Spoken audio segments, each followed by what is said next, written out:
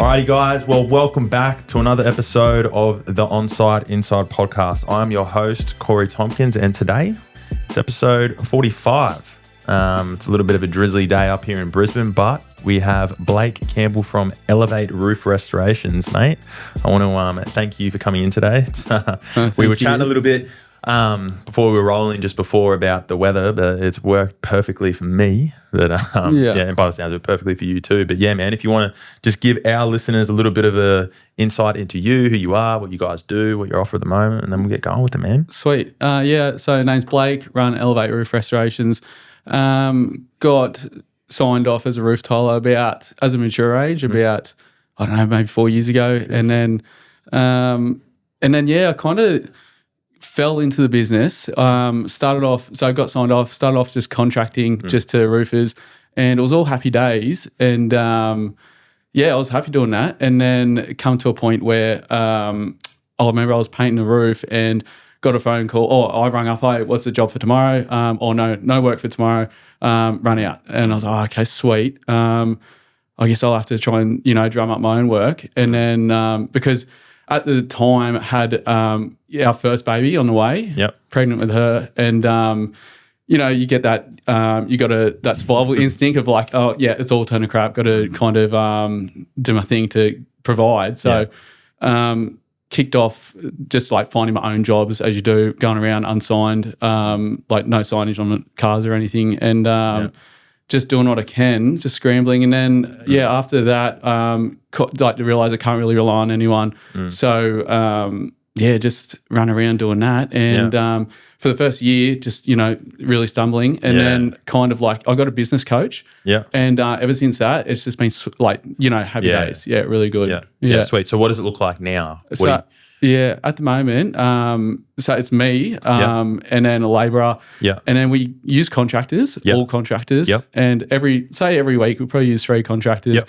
On a busy week, get up to 20 contractors. Yep. And so you mean contractors in like they're just on an hourly rate, like subbing to you? Or they're giving you a price for a certain component of work and then you're... Yeah, more like a meter rate. Yeah, okay. As I was doing back in the day. Yeah. And I like supporting that because I was there. So if I can keep somebody busy, it's super happy days. And which also allows you the backhand to do more, essentially. Exactly. Without physically doing. Yeah, turn a tap on and off as you need it as well. Yeah.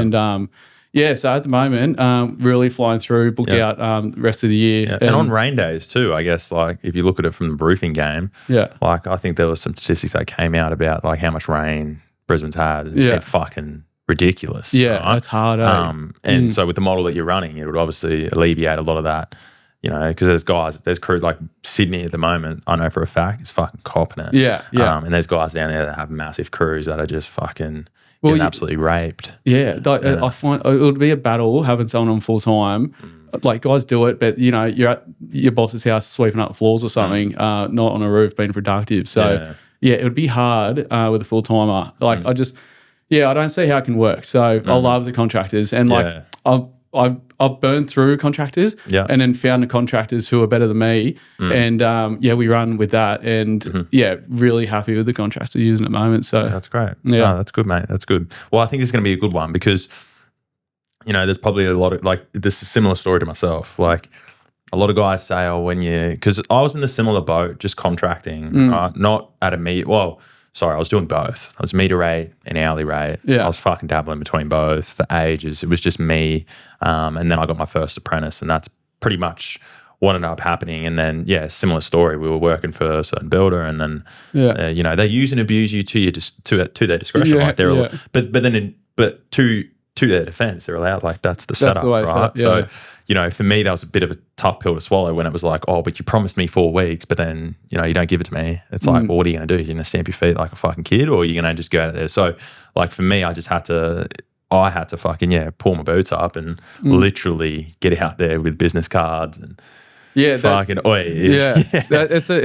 and you have to do it. You have to go through it. It strengthens you for now. Like I remember door knocking. I got abused from this old guy. It's like really sketched into my mind. Yeah. But you either at that crossroads, like, do I keep door knocking or do I just go home and call it quits? Yeah. And like I would never ever go home, call it quits. I'd just keep going because I just yeah, but you got to do what you got to do, eh? I still got photos on my phone of like brochures. Like I remember I spent, I don't know, I think I spent like $400 at the time, and that was a fucking a lot of money. Like I was like, fuck, these flyers are like $400. Yeah. And I just went around like Morningside area and just flooded. Yeah. Like, and I couldn't, at that point, I couldn't even pay to, because you can get, anyway, fuck, I'm letting a lot of guys in, but it's like, you couldn't even pay, like I couldn't even pay to get people to drop the flyers for me. Yeah, you got to like, do it because they would yourself. charge you like, I think like 10 cents a flyer or something like that. And I was like, fuck you. Like it didn't work out. Like I got 10,000 flyers. So I was like, fuck it. So every afternoon I used to just walk around, dropping. And I don't think I actually got anything from it. I don't know. Yeah. I remember this is what ended up happening. I pinned one to a power pole at the front of a cafe. And I thought, oh, perfect. Like marketing genius me. I was thinking, oh, this cafe spot goes off on a Saturday. I'll pin it to this post. And it's like, you know, when everyone's getting their coffee and they're fucking standing at the front, oh, bang, like there's my flyer. Yeah. Fucking, I got a phone call on a Saturday, and like little did I know there was a building company like right next door. And the guy rang up and he's like, oh, mate, you got to fucking, like abusing me on the phone. Oh, true. Yeah, like just like, oh, you got the hide to like do that in front of our business, mate. Like blah, blah, blah, blah, blah. Yeah. And I was like, oh, fuck that. No, Like, that happens. I've got trailers, and it's not even for advertising. It's just there, sitting there. And you get phone calls from like either homeowners or business owners. Like you need that space free. People are so fucking like, it's actually cooked. Like when I start, and this is how like little money I had. I literally got MDF from Bunnings and would cut it up, put holes through it with zip ties, and then I would get a big permanent marker, and tomorrow I would actually write like carpenter looking for work. Right. On it, with my phone number. That was it. And I would just put it around. Yeah. Mate, like council would go up and I'd be like, mate, like I'm trying to fucking get work. Like I'm trying to pay my bills. Like I don't understand. Like when I see stuff like I could never do that to any guy now. Like if they're going out there and they're putting themselves out there, fucking go for it, dude. Come and put it at the front of my fucking business here. I do not care. Yeah. Like, it's different mindset, eh? It's just like a business owner mindset and then a different mindset from that. And it's just, it's hard. Yeah. It's hard. I just think they got their own complex. Like it's like, you know, well, fuck, your business mustn't be going that well then if you're so afraid of this guy taking, you know, something like fuck. Yeah, true. You know, that's like a lot of guys would say to us like, oh, you afraid that you're gonna, you know, you fucking, you know, you got, mate, I do not care. Like if guys are gonna compete in the same game, compete. I love competition. I think I'm heaps naive, but don't see competition. Like I'm like a good mates with a lot of the competition. And like I don't know, maybe super naive, but I love it. I love like I think because I understand the grind and hustle of other business owners. And I love them all. So I love the grassroots stage. Like me and Nick sat in here a few weeks ago and we were just talking about like, because we get a lot of business in here, they're doing like massive numbers and whatever. But to me, that doesn't really interest me. Like I see businesses that are super established and they're talking to me about what they're doing now. Like, yeah, that's great. But I want to know about like what it was like before you turned the corner. Yeah. You know, what was it like when it was just you or, and that's what I really try to get out of a lot of guys because that resonates really hard with a lot of guys that are listening as well. It's like they're in those moments, dude. Like, you know, they're driving home 6 p.m. at night in the ute fucking thinking, fuck, is this going to work? Yeah. It does work. Yeah. You got to stay in the pocket long enough for it to work. And then you start getting that momentum, building on that momentum, and then it works itself out. And then you always have those trials. Like another one will come, and you'll be like, "Fuck, like, is this going to work?" And you know, what did I read something the other day? It's like, you know, there's no such thing as luck. You just got to be in it. You know, you got to create your own luck. Yeah, definitely agree. You know, the longer you do strikes, and you're trying to hit. Eventually, it'll work. It's just I think. Guys get tapped out a lot. They think it's supposed to happen in 2 years or it's supposed to happen. Like in my case, like fuck, it's been 10. You know, and I would say that I'm only just turning the corner now. Yeah. But forever, like each quarter, I feel like you just reassess and something changes. Yeah, you just keep making it happen. Yeah. So it is hard, man. But it is actually good. So talk to us about. Basically, so the type of work that you're doing at the moment is mainly residential. You're not doing, it's all residential. A lot of builders, commercial, body corporates, they all approach us. Yeah, we have the same conversation, and it just doesn't. It's not worth it for us to enter that space. And why is that? What are you? So with the residential, you can you have a good relationship with the homeowner, with the body corporate and the commercial. You know, they want that square meter rate. Yeah. If I was doing that, I'd go back to contracting for another roofer and just be happy with my square meter rate and keep going. Yeah, it just doesn't work for us as a business. It just doesn't work for us. Yeah, and we do a lot of say commercial and body corporate quotes. And they seem to just get us as a gauge and then move on to someone else and just go down to the lowest price. So that's what I've found it's anyway. It's a race to the bottom, yeah. Yeah, and I can't get how we provide the value over to the builder. I've tried my best and I just can't crack that market to you got to pay this price point to get this result. But they just always seem to scoop down to the lowest. There's good builders we work with, definitely, but the big commercial guys doing the commercial space, they just can't get their heads around. You know, they just look at the numbers and they don't realise that you're getting better quality everything when you're going with us versus the cheapest price. Yeah, no, man. That's exactly what we're like. You know, we have that. We've got a handful of guys that are super good. Where you know, there's still a market you got to adhere to. Yeah. Like you can't. I don't care how good you are or how much value you bring or you could be the Lamborghini of all contractors out there. But if your price is fucking sky high, like you still. Doesn't matter. You're not going to win it. Like I'm a strong believer in there's like a bit of a you know a middle ground. And if you're wanting to sit in that higher point, like you can provide the value, but not everyone's going to want it. A lot of the guys, and you can fucking vet them through like very quickly. Like we can do it now very quickly on guys that are just price checking. Yeah, where it's like you know but as long as you're the cheapest price, but yeah, I think it's just a shit way to go about it. I know a lot of builders that have come and gone in the space of 10 years that have done that, where they've just raced to the bottom for price. They don't care. Yeah.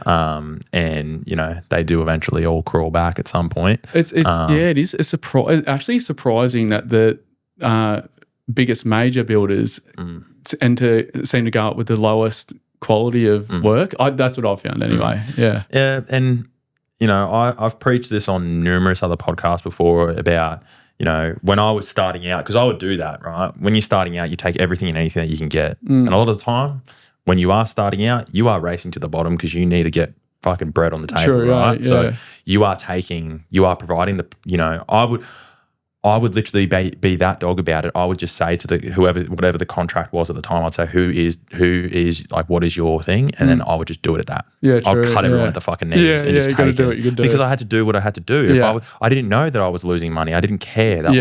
As long as there was money coming in the door, I would fucking do it. I wouldn't advise people to do it. Yeah. But that's what I did. Yeah. And yes, it took me 10 years to fucking break that chain and get away from those guys and up our prices and that took fucking time. I lost a lot of money in the process of doing that. Yeah. But yeah, that's essentially what I did. And then so I do empathize with, you know, those guys that do that because sometimes they have to. Yeah. And the argument that I used to get in with builders at the time when, you know, and as I said, I got my fucking self to blame. The builders would set the rate and then they'd negotiate it to the cheapest price. I would go in at the cheapest price.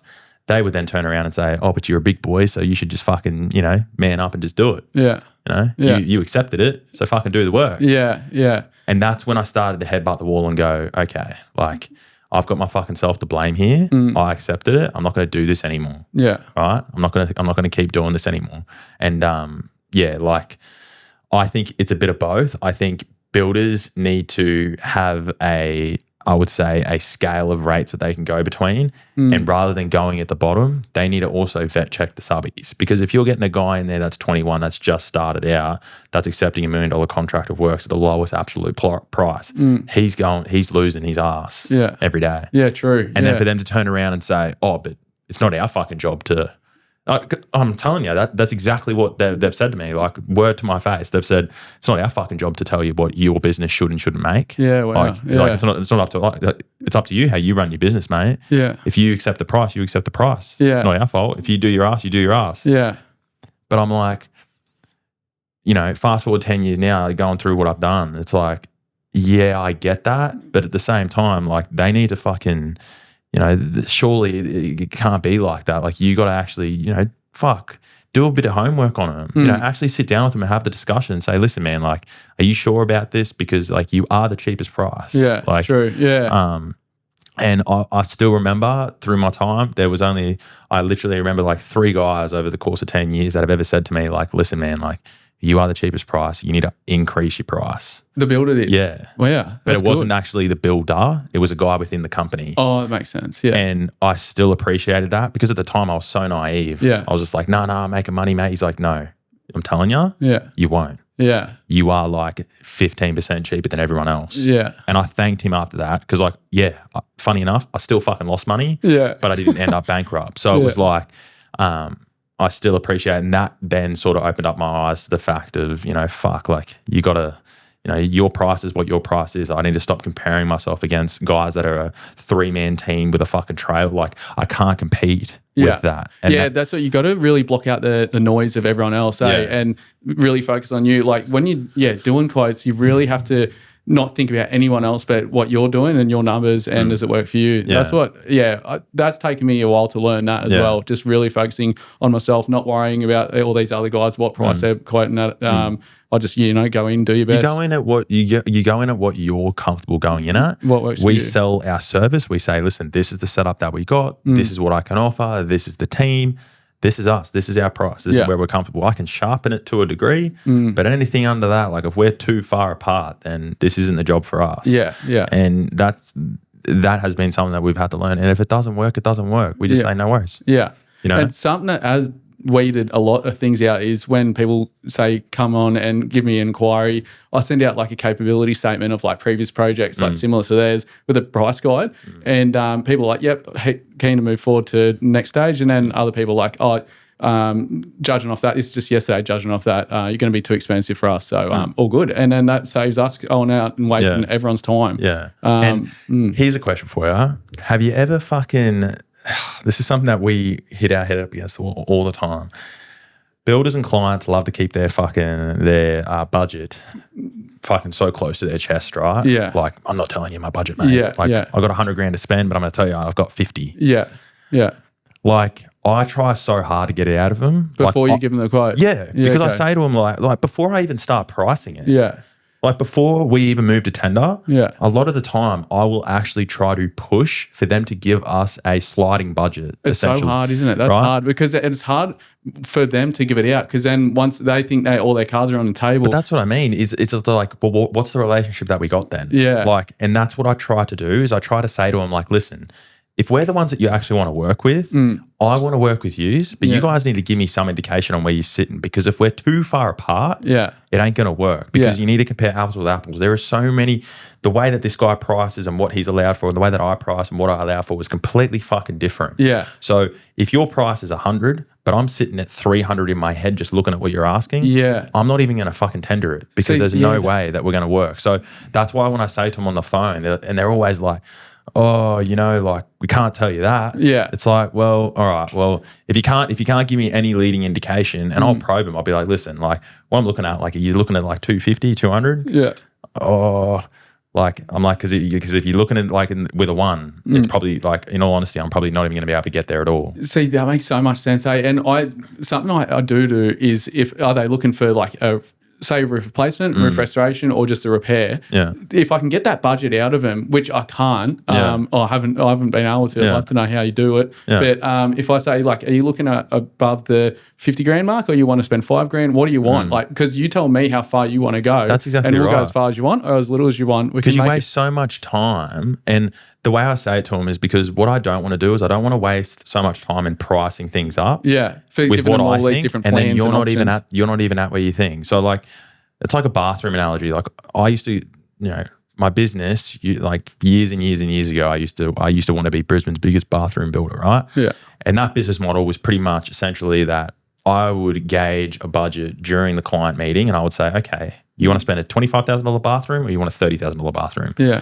Back then, it was very fucking easy because when someone's doing a bathroom, they'll just tell you off the top. Yeah. I want 15 grand. Yeah. Okay, no worries. Yeah. On 20, it's very easy for them just to throw a budget in a bathroom. Yeah. But when you're talking like large contract works, they all want to keep it in house. Like, so that's why I more try to word it to them that it's a better outcome from the client if they disclose a guide on what they're wanting. Yeah. Because realistically, if they tell you 60, they've really got fucking 80. Yeah, true, Right? They're right. never going to Yeah. tell you exactly what they've got, Yeah. which is fair enough. But at least if they tell me something, Yeah. I'm sort of there. Yeah, and like, because the price on my end wouldn't change if Yeah. they said, "Hey, we got 50 grand, perfect, we can replace it." Yeah. I wouldn't say, "Yeah, we can repair it for Yeah. that." Like, And what I say, another thing that I fucking have learned as well in the process of doing that is because they'll say, "Oh, well, if I tell you 250 and you do it for 250, what's saying you could have done it for 100?" well, yeah, that's it. I think Right. that's why they don't want to let it go. But yeah. then I say to them, well, what's the benefit in that? What's the benefit in that for me? What I do one job for you, you find out through another roofer or through another carpenter that work should have been 110. Yeah. You then badmouth me to your mate, Yeah. saying that this guy fucking raped me for my price. Like Yeah. he's absolutely just drained everything in me for that price. Like Yeah. what benefit is that out of me? Like if the price is what the price is, if it's 250, I'm not charging you 500 because you can just go out to market again and say, hey guys, everyone knows everyone. Yeah. Hey guys, hey, I got a quote here for like $510,000. Do you think that's about right? That guy will fucking blow up on the phone and be like, I get people ringing me. I'll be like, fuck, $510,000, mate, that's like a $200,000 job. Yeah. Yeah. Well, right? yeah, you just At market. best, like 300 max. Like, Yeah. fuck, how did he get to 510? Yeah. But Well, if you've already done the job, yeah, they're going to be true. like, oh, really? And I'll Yeah. be like, yeah. And then they're going to probably ring up and be like, hey, like, what the fuck? And then the client's going to feel bad. And do you think that client's ever going to say anything good about you ever again? Yeah, true. Probably not. And you don't want the head noise as well of doing the job at that price. Yeah, So it doesn't win for and anyone. you never stay in business. That's why it's like you have to be in that middle ground. Yeah. You go too far the other way, Yeah. you're going to make a bit of money, but your business isn't going to last a long time. You go the other way, you're going to go bankrupt. Yeah. So Yeah. it's like you got to stay in that middle ground. That's why, like, when I word it to the client, I say, it's a better outcome for you because it will speed up my process of exactly what you're wanting. Yeah. And on the other end of the scale, if you're thinking that I'm going to blow it up or I'm going to reach your budget or go over your budget just to do so, what benefit is that in it for me? Yeah. Nothing. Yeah. So My business has been around for so long. I've got no plans of going anywhere. Yeah. Like, And the longer you're around, the more you find market value because you know, okay, those don't get accepted or they get accepted too Exactly. fast. It's just there is a market value for everyone's work, isn't that's it? it. Yeah. And it's like, that's why it's a very, the one piece of advice that I would give a lot of builders is that if you are wanting to work in with certain people or certain like clients, they're wanting to pick a particular person they want to work with and they've gone down the process of speaking to them and sending them plans and whatever, just disclose it, dude. Yeah. Just like fucking, just be like, hey man, like I got this job here. Like I'm reckoning about 100 grand. Like, is that, Are we on the same ballpark Yeah, are we or on the not? same Yeah. ballpark? You'll be like, listen, it's probably a not, but like, let me have a look at the price and I'll see and I'll give you some options or whatever. Yeah. Right. And if it is, if they're over, you say, yeah, we can chuck in all this extra value and you're getting all this extra work as well. Exactly. So, If a client rings me and they're saying, oh, I got 300 grand allowance and it's like a 100K job, I'll be like, fuck, that's a lot. yeah, true. I'll just yeah. be like, fuck, like it's not going to cost you 100 grand. Like, yeah. it's, and they're always like, oh, but what about if you're just going to do it? It's like, I get it, but you need to entrust the person. And Yeah. if you get a reputable company where the person's solid and they've been around for a while, Yeah. You're fine. you're fine. Yeah, yeah. You know, And plus, like homeowners aren't silly. They always get those multiple quotes just to Multiple find quotes, the market value. And then yeah. you can't go wrong. If you get 3 quotes minimum, you're sweet. Yeah, yeah. You know where everyone's sitting. that's it. Like Yeah. if you're getting 3-4 quotes across the board, you'll sit like it'll fluctuate a little bit.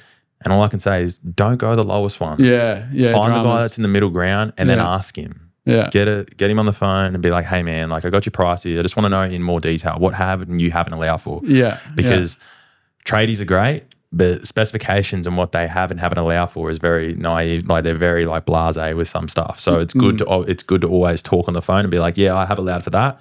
Where the guy that might be, the one that's next, he might be like, oh no, I haven't allowed for and that. that'll come after. And then that's also with the cheaper quotes, oh yeah, no, that's not in, that's on in, and they end up blowing out and just putting it on an invoice and then it can happen as well. 100%. Yeah. So, that's what I found. Like that's another little little pain point within the industry that I think if it did improve, it would be turnaround. It'd be so many more things. You'd have better businesses. Guys would actually start making money, and then obviously clients would get better outcomes because they could start getting trades to come in, and rather than getting half-assed work. Yeah, trying to fly through it as fast as possible. Just, ticking them off. Yeah. And what do you think with the current workload in Brisbane at the moment? Are you finding that there is a shit ton of stuff out there at the moment, or are you? Yeah. So we're all Gold Coast. I did just do a job in Brisbane this week, but yeah, we're all Gold Coast, and the workload is it's insane for roofs. And every time it does rain, it just goes out more and more. Yeah. Like it's heavy. It's really been a heavy workload for as long as I can remember. Yeah. Until when I started. It's just when I started marketing Elevate. The workload, it's never slowed down. I would like it to slow down. Like, it's just crazy. Yeah. So, which is good and bad, eh? With that, it comes its own headaches. Have you found that resourcing of like roofers, like trying to get roofers and that is becoming very difficult? Yeah, good roofers is hard. There's not many, because there's not many roof tilers either. It's really dying out hard. Like, when I was doing my TAFE thing for roof tiling, there's a little tiny section, and then the metal roof is the whole section. So it's really getting pushed to the side. Yeah. And there's no really new roof tiles coming through. It's all the old school guys that have been around forever since I was born. Yeah. So the roof tiling, it's hard to find workers, and but it's good. I love it, eh? Love the tiling side of things. Yeah, no, we had a massive job at Camp Hill, like, because that suburb's notorious. You find like pockets of suburbs where it's just like bulk tiles or bulk just metal. Yeah, like it's always like suburbs, but Camp Hill in Brizzy is like notorious for terracottas. Yeah, nice, ridiculous. Yeah, everywhere you look, there's a terracotta roofs. Even with that, like finding someone who can like operate nicely on a terracotta roof is hard. So, I remember the guy that we had, it was only a snag, and then literally he must have been that busy after the job was finished. I never spoke to him again. Like, he was just flat out. Yeah. Well, it's not, for the amount of terracotta roofs around, there's not many people who want to really work on them because they're so fiddly, eh? Like, we just finished a big one on Hedges Avenue there on Mermaid, and no one wanted to do it, but happy to do it. Love them, eh? Yeah. Love them. No, that's good. So, no apprentice. You haven't had any apprentices yet? Not yet. No, we've got this young labourer, and he's good. I like him, and trying to work out at the moment with him coming through with an apprenticeship. Yeah. My only reservation is then I'll be more on the tools. And so I'd love to get like a tradesman and an apprentice, but then going into that realm of now it's raining, what are they doing for us? It's really hard. So really in a little spiral with that side of things at the moment. Yeah. And what would you say some of the challenges are, other than finding, roof tilers at the moment? Would you say that client expectations and the price, because it is a dying trade, essentially, right? Yeah. So do you think that is becoming more and more, that the pricing is just, they're not even, because they're just comparing it probably against a metal roof? Definitely. Yeah. And that's probably the thing. It's And it's hard because a metal roof, I love a metal roof. It's good. And you don't have the wind-driven rain issues and all that. And metal roofs, if budget doesn't matter, you'd go metal roof over a tile. Kills me to say. But, you get less dramas. But with tile, it's, I don't know, it's just, there's not many people doing it. And, but the people who are doing it are good at it. Like, it's not the type of thing where you can just like stumble through. You either know it or not know it. Yeah. And, it's just, it is a good trade, eh? Really. Some of the project home builders are still doing tiles. Yeah. Well, that's where I did that over in Ipswich in Flagstone. We did all the tiled roofs over there. Yeah. And, probably a small amount. I think it was like 5% of new roofs are tiled. Yeah. Yeah. So there's not many going up. But it is, I love it. I'm about to put tiles on my own roof. So I just, What, are you ripping the metal roof off? No, tile for tile. Yeah, tile to tile. Wouldn't do that. It's already roofed, just rips it off. But just really, I'm really passionate about roof tiling. So where did that passion come from though? How did you get into it? I don't know. Like so nice small family business taught me everything and just enjoyed it. And I think after working solo for so long doing restorations, the tiling side of things, it's just So just talk to me about that, because you did say you were a mature age. Yeah. So what were you doing before you were a mature age? And, how did that whole journey to become qualified in roofing and all that sort of stuff? Like, would you just, as you said, I fell into it? Yeah, there was no pre-passion. Yeah, I just fell into the roofing, just looking for jobs, and found a apprenticeship roof tiling. Oh, that sounds all right. Got into it, and then just fully obsessed with it. Just really Love like every aspect of that Thailand. There's so many little things that you can pick up over the years, and yeah. So you did your time with that little family business. And and really grateful for them. So they've been still good. around, or are they? Still around. Still talk to him, and he's really good. And always I want to go back and work with him on new roofs. Really good. Yeah, and just the whole aspect of him just really it's taken over my mind how obsessed I am with it. Just love I'm driving around like looking at roofs all day. Just like I'm surprised I haven't banged anyone yet. It's just really it is a heavy obsession. Like every roof I get on, I'm like looking around. I'll spend like an hour once I finish it, like probably more when I finish it, just staring at it and looking around, taking photos. Just love it. Yeah. So, all right, guys, congratulations. You're halfway through this episode. I hope you guys are really enjoying it. But first, I just want to make a special thank you to Ideal Group Australia. Without them, I wouldn't be able to bring this podcast to you. So, special thank you. I hope you guys are enjoying it. Buckle in and get ready to listen to the end of this episode. When you got, because you're saying, are you mainly on the tools during the week at the moment with your labourer doing jobs, or do you send your labourer with the contractors, or how does it usually? So contractors ticking off jobs, I'm ticking off jobs with the labourer. Okay, yeah. And we're just ticking off jobs all together. So you don't sort of you guys aren't sort of. It's me and labourer, and then contractors on, and if we can if we can both tick off jobs, it's happy days. If contractors tick off jobs, it's also happy days. It's just and there's definitely an avenue of like stepping back off the tools and letting contractors do everything. That's definitely part of it, but I really enjoy it. I just like being on the tools. Yeah. Do you think there'll be a time where the business will? Well, I guess it's two questions. Do you think you'll be growing the business to a point where that will inevitably come? Because I think a lot of guys get into business the other way, where they want to get off the tools, right? Definitely. They start business with that. You know, as I've preached this numerous times, I never went into business. I never started doing what I was doing with the plan to get off the tools. It was never a fucking thought in my mind. It was basically just a thing that needed to be done at the certain point in time where we came to a crossroad where it was like, fuck, like, you know, and then probably the biggest driving point was that I owed it to the boys to do so. You know, I was hitting a glass ceiling. I couldn't grow it. I couldn't grow anymore. I couldn't do any more. You know, I had my first daughter being born. I was just about to get married. There was so much shit going on. I literally physically could not do any more. So it was like, okay, like what the fuck am I going to do? And then, you know, I had really good guys with me that are still with me now.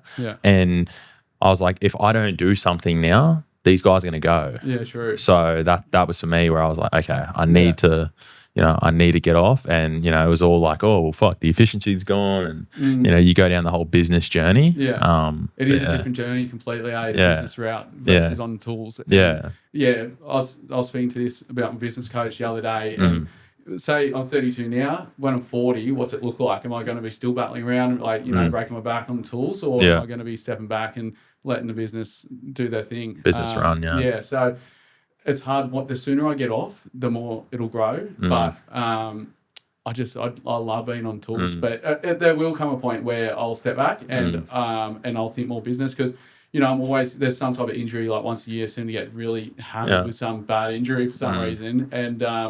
And when it happens, I can step back and let it run, and it's nice to see that it is capable. And then I get my fingers back into it, and I'm back in and just holding everything up. And so I can see that the way is to step back and build the business. And with that comes a totally different side of headache than working on tools.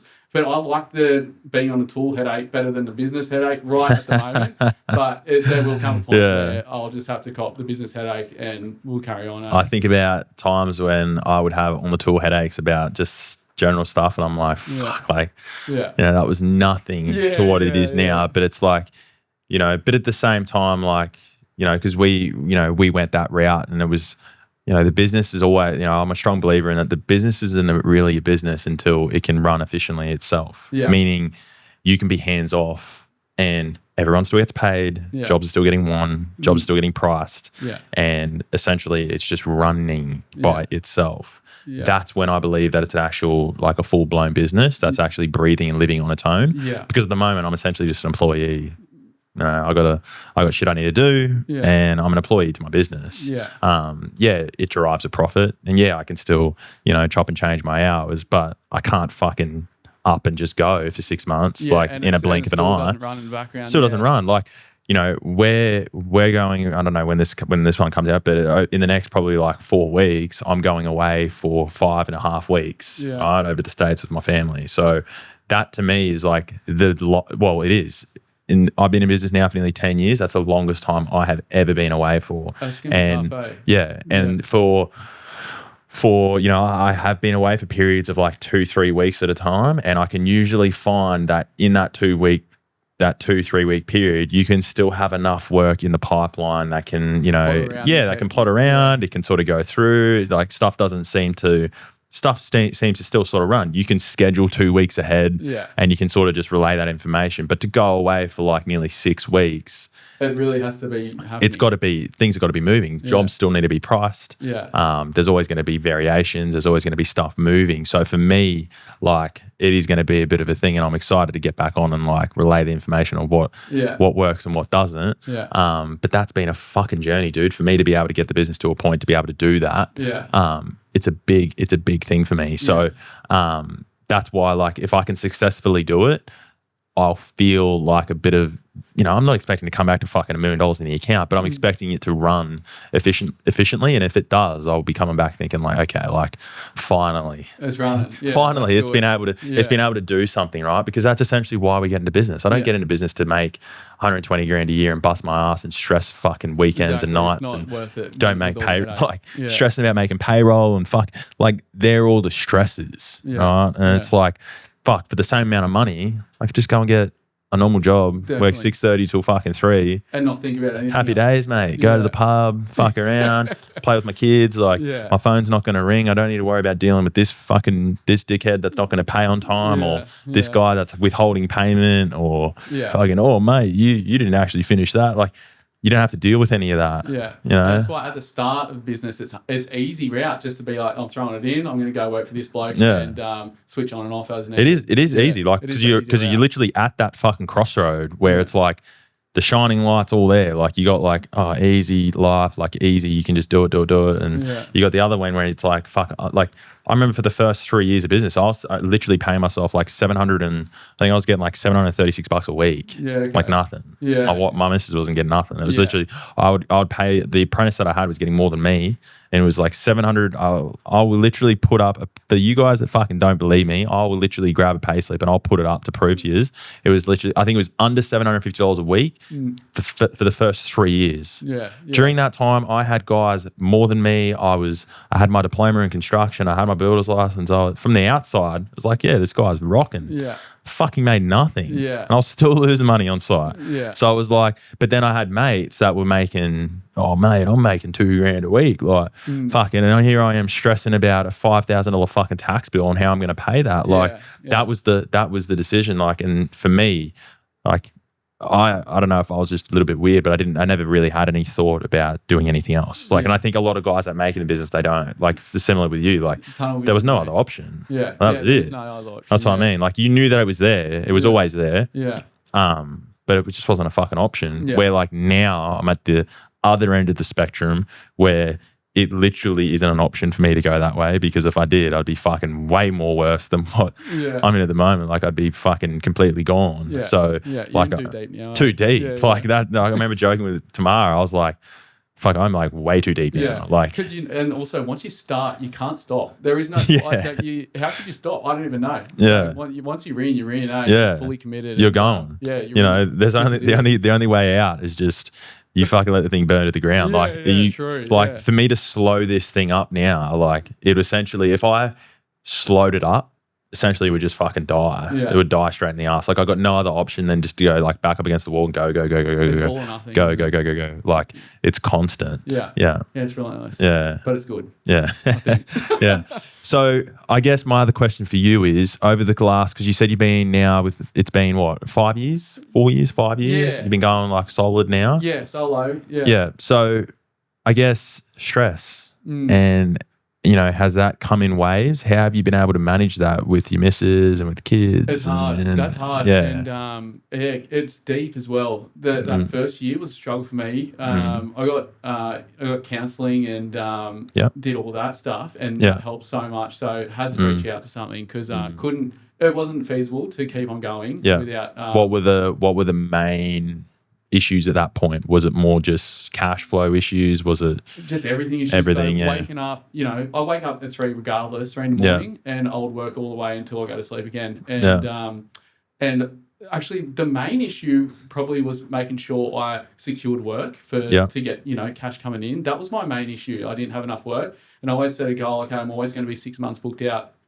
And finally, it's come around full circle where I'm going the opposite now. I'm thinking I'm too booked out. I've got to try and slow up. Like you got to. I wasn't confident at the start that business is going to come. I didn't know, and now I know it will come. If you build something, people will come. And that was my biggest stressor. So glad I went through all that, and it is what it is, and it's built what it is now. So I wouldn't have it any other way. But it was hard at the start, and then. You get to that point where you get up to the top of a roller coaster and then it's all gravy. It's all good after that. Yeah. Yeah. Because a lot of guys ask about partners, right? A lot of guys are like, oh, my missus isn't on board with my business, or because a lot of guys that are probably listening too, they might have a partner that, or females as well, right? Might have a partner that isn't fully invested in, how were you open with communicating at that point? Like definitely, there's no way I'd be where I am without Holly, my wife.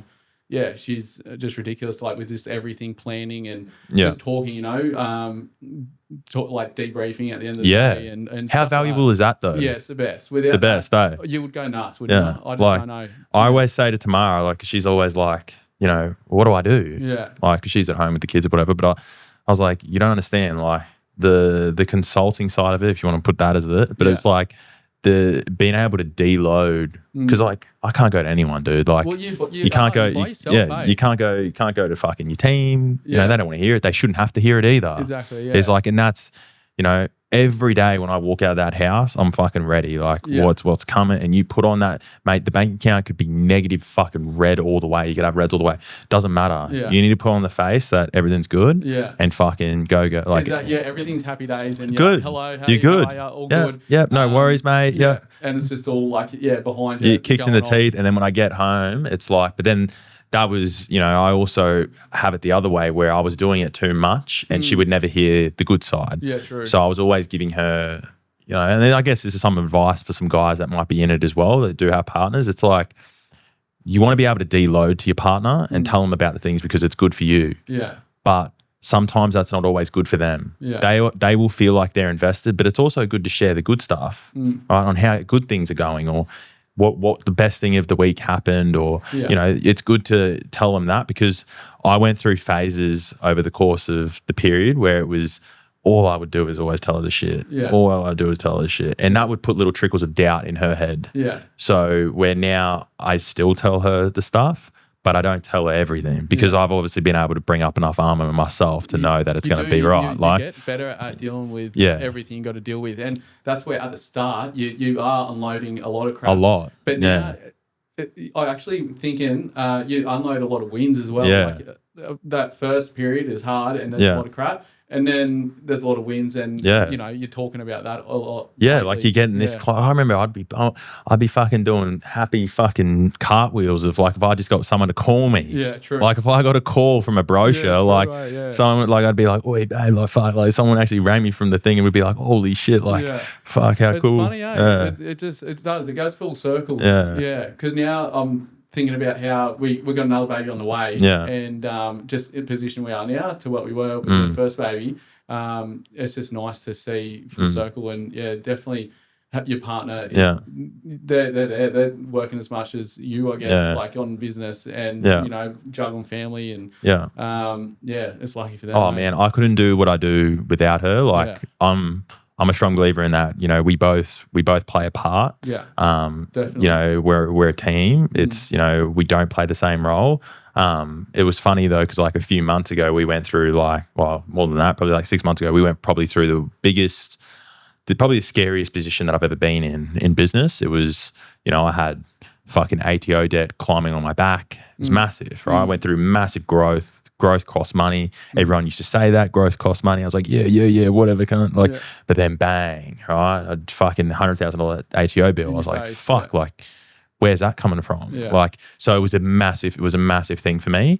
And I went through that with her, and that was great. And then, you know, I built up my armor on that again, where even like only recently, you know, she would question, she'd be like, fuck, I'm surprised you didn't actually tell me that was going on at the period. Yeah. And then I'd be like, oh yeah, but it was fine. Because you know you can sort it as and well. I could tell that she was then witnessing like me maturing in the role as well. Yeah. Like she could be like, oh fuck, like he's actually dealing with it like a lot better than what she thought. Well, imagine you with that 8 years ago. Oh, it would break fuck, you. oh. And now It would have fucking break me to my knees, break me into my fucking knees. Where you know I feel like you do get a little bit more weathered in the spot, you know, when money isn't coming in, or this payment's late, or this guy's off sick, and you know, it doesn't affect you as much. Yeah, you can deal with it easier. Yeah. It does. It really, as time goes on, you really sort things out different to it, like that when you first start off. Yeah, it does get easier. Would you say, right, because I had this conversation on a few podcasts ago about kids, right? I love kids personally, like for me. But would you say that having kids makes you like more driven to fucking do it? Like, yeah, you know, once kids pop up, if it was just me, you know, I wonder, I probably wouldn't be in the same position. When kids come along, like you are fully locked in to be like, okay, this is all on me. It's got to work. It's got to work. You got and you got to do whatever it takes to make it work. Yeah. And definitely, that's a good question, because thinking about, if it was just me, I'd be cruising. But well, someone said to me, because they jokingly said to me how the conversation happened, is they're like, oh, I bet you if you like were single and you had no kids, you'd be fucking living it up, doing whatever. I said, funny enough, probably fucking not. Yeah, you don't have that. I'd probably be just fucking chilling at the pub every afternoon, being a dropkick, like just doing nothing. Definitely, yeah, like, for sure. And I'm with you, like, because I'm coming up 2 years sober in October. Yeah. If I didn't have River, my daughter, I would still be in that loop, that never-ending loop. And definitely, without the kids. And it drives you. Like when I had my second one, I was like, when Georgie come along, I was just like, fuck, like, you know. And then on the weekend we had like a family barbecue, and I said, because there's close family friend of ours, they were having kids, and I could tell they're going through the whole thing of like stress, like how am I going to afford things, and he's a business owner too, right? Okay, so I was talking to him and I was like, listen man, you're going to probably think I'm fucking weird, but you will actually, funny enough, probably make more money with the kid on your back. Definitely. Because you have that on your back and you're carrying that weight, and it will force you to just do anything and everything that you need to do. Yeah. And funny enough, like I'm fucking like, hey, the more kids you have, the more you fucking need to provide, and like you're just gonna get it done. There's no two ways about it. Like it's gonna happen. Where if you don't have them, like if I didn't have Tamara and I didn't have kids, in all honesty, I'd probably be no way I'd be as big as what we are now. I'd probably just be just cruising, make $1,000 a week, like profit, and I'd probably be happy as like, just cruising along. Yeah. But fuck no, like when I threw all that in, I was like, let's go. Like give me like load it on my back and let's just go. Like go up against the wall until my knees break. Yeah. And just that's it. Yeah. You have to make it work. Yeah. Because like with that pressure, you have to, there's no stopping. Yeah. There's no stopping. Like, I would just keep doing it until exactly like you said. Like I broke my foot the other day and I'm still doing it. I'm still doing it. Yeah. And it's but if you had no kids and no wife or anything, you broke your foot, you'd just be like, I'll just let this heal. Yeah, I'll just let it heal. I'll watch some TV, just fucking chill out. It's all good. You know, that's why, like, anyway, for you guys that are in business or like thinking about having kids, like, mate, just fucking do it. And then, you know, how am I going to afford it? Like, I'm fucking stressing. Like, even some of our employees and that, they're like freshly about to have kids, or like, you know, one of our leading hands, he had his second, and you know, every man goes through the same thing, the same thought process of fuck, like how am I going to afford this? Yeah, definitely. Yeah, mate, you just make it happen. You make it work. Don't worry about it. It'll work. Right? Like you will work out a way, because like, I remember saying to one of the employees, I was like, listen, you have that kid, I'm telling you, you will somehow miraculously work out a way naturally to put yourself in a position to make more money with me. Yeah. You'll come to me with some sort of thing. You'll be like, hey, listen, like, what I got to do here, or I got to work more, or I got to do this. Yeah. And you will just it will naturally happen. You won't even think about it. It will just sort of happen. Yeah. You'll put yourself in that position for it to happen. Yeah. Yeah. And yeah, funny enough, he actually did. You know, he's been able to steer himself in the direction. I remember saying to him, I was like, see, like, it does happen, dude. It might not happen straight away, but it does happen. Yeah. And kids, when they first get born anyway, they don't fucking cost that much anyway. Right? Yeah. When are you talking $40, $50 a week on formula or something? Like you do. Like it's you got to have that weight on you to perform, eh? Yeah. And it's a good one, eh? That thinking back, and what would you do different if you didn't have kids? It'd be a whole different world, wouldn't it? But it all worked out for the best. Yeah. No, that's it. I'd just be fucking subbing on an hourly rate and cruising as. Yeah, switching off at whatever 3 in the arvo. Yeah. And you know, I guess the other thing as well is another thing that's probably changed while we're on that topic for me is hours. Prior to kids, I was, you know, fucking 5 a.m. to fucking 7 p.m. Monday through to Sunday. There was no time.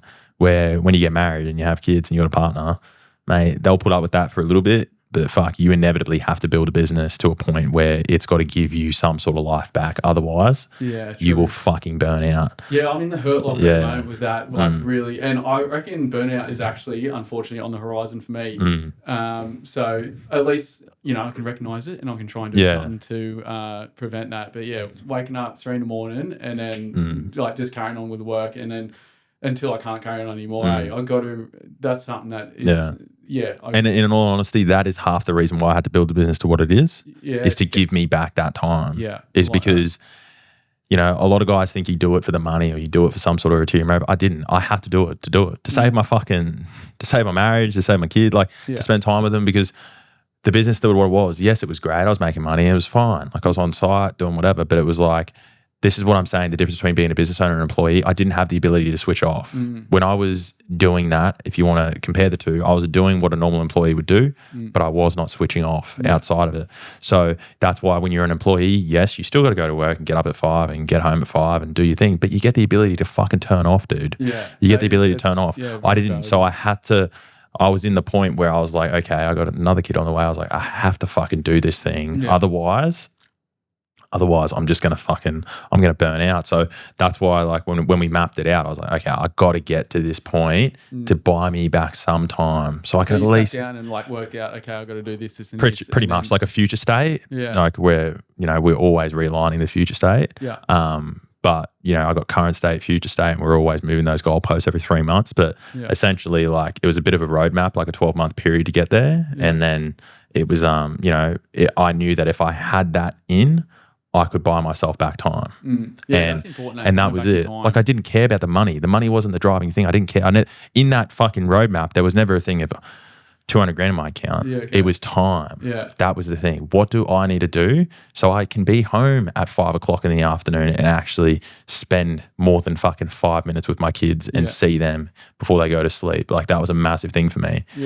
Because, like, business is great. Love doing what I do. But there's no fucking point having it if I can't actually be with my family. Like, definitely. That was my biggest thing. And that was like a bit of a man in the mirror situation where I just looked at myself and I was like, mate, you gotta fucking reality check yourself right here and understand that this is a short-term thing. And so I sat down tomorrow at the time, I said, listen, this is where I'm at. It hasn't been great. Like, we were doing counseling, we were doing heaps of other shit. I was like, this isn't great. But this is what I'm going to do. And we fucking did it. And I was able, like, now I'm able to be there with my kids in the morning. Like, guys, understand this had taken me like 10 years to do, but I'm able to be there in the morning to actually see my kids. I'm able to be there in the afternoon to see them.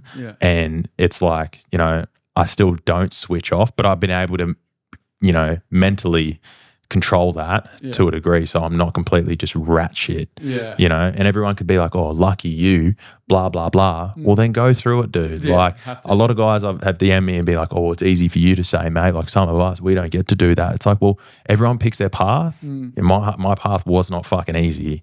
It was hard. I had to earn it. Like, and as I said, there was periods in that part where it was like, fuck, I'm living in a box, dude. Like, we're moving. Like, you know, so I put my balls on the line to do it. And that's why I empathize with a lot of guys that do it and that have done it successfully, to be like, mate, it's not easy. You know, it's not for everyone. So, you know, I could go on and on, but Yeah, no, it's a yeah. good point, but and yeah, need to sort that out. Yeah. To buy back your time. And yeah, just if it dwindles the account, then it's probably the best money you ever lose to spend money. Yeah. Spend time with your that's kids it. and wife. Like what the fuck? Like money's gonna come and go. The business is gonna happen. Like everyone's like, oh, but efficiency is gonna drop on site. Yeah, but as long as you're there and you can see it in cash flow forecast it, and you can see it coming, you're fine. Yeah, true. You're fine. You got to stay. You got to stay. Like my biggest thing now on the journey that I'm on now is just mental clarity. Like. Same. I haven't had a drink in like nearly a year and a half. Yeah. I eat relatively clean, and all that sort of stuff. But like mental clarity with things, because my mental state. I used to go through the dips and the flows of the bank account. Right. If you guys want to talk about business ownership, when you're looking at your bank account and the ups and downs of that alone will send you in a fucking spiral. It's mental, you want to talk about like gambling and stuff like that? It's essentially, when I went to psychologist, essentially what it is. Yeah. As a business owner, when you look at your bank account ups and downs, you're riding the highs. You think, oh, this is fucking great. Look at the money in there. Yeah. And then it goes down. You're like, oh, you're stressing. And then you go up and you're like, yeah, this is great. Yeah. Where it's only now in the last probably like 6 months, like I've got to a point with the business now where I actually deleted the banking app off my phone and off my computer, and I only enter it once a week to look at the cash position, but I roll off spreadsheets, right? So I look off cash flow forecasts, and I don't, I know when there's dips and flows, but I can forecast ahead and know when it's coming and when it's not, how we're sitting and whatever, and that's it. That's it. Just by doing that, even taking it off my phone. And you're not overthinking it. I'm not overthinking it. I'm still making decisions based on like where we're actually going, not what's in my account. Right? Not like, oh, well, fuck, we've got a low week this week, or I'm not going to do that. No. The plan is the plan. We're still going to execute on that because I know that in fucking couple of weeks or whatever, we're up again where we need to be. Yeah, because going further, you could just profit loss is so important at the end of each quarter. Just sussing out that and making sure that's the revenue's either that growing. It's tracking where it needs to go. And if it's tracking, you're hitting your numbers, you're doing what you need to do, then everything's irrelevant. Exactly. Yeah. Everything's irrelevant. Yeah. It's working. Yeah. You're hitting your targets, it's relevant. And that was probably the biggest fucking thing that I've ever made for mental clarity, because being a builder, like when I was like, we're in the contracting space now, but when I was a builder, that was massive. Like your fucking account would be, one day you'd be a millionaire. Next day you'd be eating beans. But you'd be like mentally, you'd be fucked. Like you'd be like, oh my God, like stressing, like when a claim's gonna land, you don't know, like when's this guy's overpaid, like he's underpaid, he hasn't paid yet. And he'd be fucking really stressing about it. Where it's ruthless, isn't it? Yeah. It's just ruthless. Yeah. But it's all it is addicting. It is addicting, Yeah. But anyway, so moving on though. What's the plans? I know you said you got a business coach at the moment, but Elevate Roofing or Elevate Roof Restorations, what are you guys, what's the plan over the next probably 12 to 24 months? I'm assuming you guys have got one, and where you're heading and all that sort of stuff. What is the plan for you guys? We had a long-term plan. So probably over the next 8 years, I'll be probably stepping more back off the tools and just delegating as much as possible. Have you got a timeline on when that actual date would be that you would be starting to roll that? Or I'm juggling at the moment, like reno and or property, and once that's cleared, that's when I'll be able to You'll start free up all the necessary things to get that really into play. So no, it's exciting and I'm keen for it, and that will be good. Really good to see. It'll happen very quickly, I reckon, because as you said, like once you back off of the tools, you're no longer looking at the weeds. You're looking at the trees. And that's when I think for a lot of businesses, including myself, when I did that, it grew the business dramatically quick because you're making decisions from afar, not from just what you're staring at. You're not really getting zoom out of it. That's it. You're not getting bunkered down on like, what detail is that going to be? You're making the decision of like, okay, how many guys do we need? What's the next client? What's the next large client? And you're working on that. It's massive. No, exciting times. Massive. Do it. No, that's good, man. Well, I think we've covered off a lot. As I said to you, it does fly, man. There you go, 58 minutes. Damn. That's crazy, I told you. I don't know what it is in this room. I swear the time goes quick. It's ridiculous. But No, man, I want to thank you for coming on again. I do appreciate it. This is your first one. I think you did fucking great. Thanks, you Harry. did. Yeah, You don't did. stumble through. Yeah. Like, as soon as like the camera's on, lights on, it just. I did turned say the that water to on. you. It's just one of those things. But nah, man, you did extremely well, and I hope you guys that are listening got something out of it. Blake, thank you again, and yeah, we'll hopefully get you back on. Thanks for having me. Definitely. All right, see you guys. Hey guys, thanks for listening to this week's episode. If something hit home for you, it would mean the absolute world to us if you could like and share this podcast with someone else that would benefit from it. Tune in to next week's episode, as this will be one you don't want to miss.